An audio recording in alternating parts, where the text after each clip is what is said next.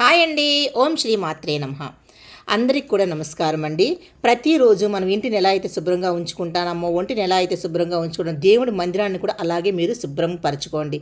అలాగే దేవుడి మందిరాన్ని శుభ్రపరిచిన తర్వాత దీపారాధన చాలా ముఖ్యమైనది. దీపారాధన మనం చేసినప్పుడు అంటే మనసు చాలా పీస్ఫుల్గా ఉంటుంది.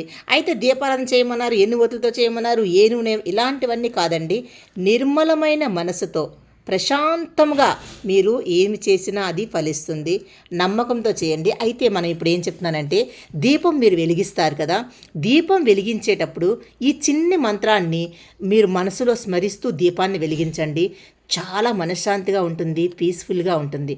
ఆ మంత్రం ఏమిటంటే, శుభం కరోతి కళ్యాణం ఆరోగ్యం ధన సంపద శత్రుబుద్ధి వినాశాయ దీపం జ్యోతి నమోస్తుతే అని మీరు జపిస్తూ దీపాన్ని వెలిగించండి.